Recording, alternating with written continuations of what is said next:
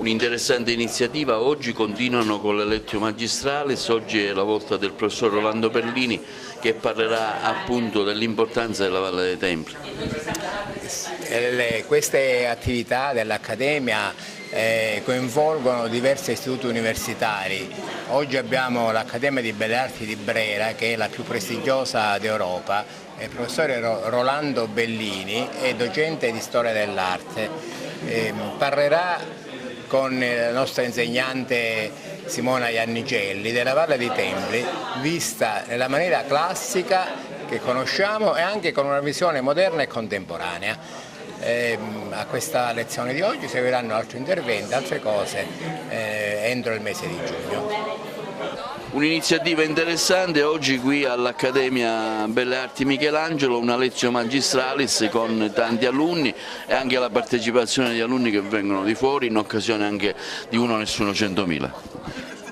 Questo grazie di quello che dice, dovete dirlo al direttore, l'idea del direttore, io ho accettato anche l'invito degli amici, qui c'è l'amico Filippo Scimeca che ci ha fatti venire in questo incontro, presumo nella convinzione di promuovere una nuova formazione, perché bisogna sempre incentivare la formazione dei giovani, soprattutto nel settore artistico. Allora l'idea è un po' questa.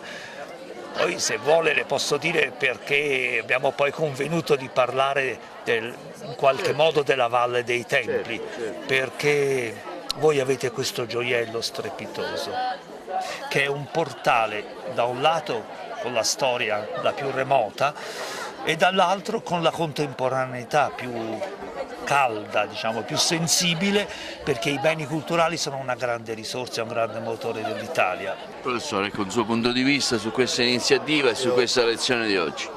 Io penso che il lavoro che sta facendo il professore Prato sia veramente di grandissimo rilievo, perché intanto queste Lectio Magistralis con personaggi importanti, il professore è titolare della prima cattedra di storia dell'arte di Brera, ma poi adesso ne stiamo programmando altri che progressivamente verranno, ma poi sta per nascere la triennale della Valle dei Templi, e raccoglierà qui tutti i più grandi artisti italiani che fanno le avanguardie, mentre una parte d'Italia si sta trastullando su artisti del passato, Agrigento sta anche puntando a vedere dove va l'arte contemporanea. Un po' in seguito a quella mostra che già abbiamo fatto, ci prefiggiamo di raccogliere tutti gli artisti che hanno assimilato la grande lezione dell'arte del Novecento e la stanno adesso portando avanti. Voi avete la fortuna di avere Prato qui, che è una persona colta, un artista, figlio di artisti, che sta dando uno stimolo, e poi la collaborazione anche con il Comune, visto che ci sono un buonissimo rapporto col sindaco. Dobbiamo puntare sui beni culturali.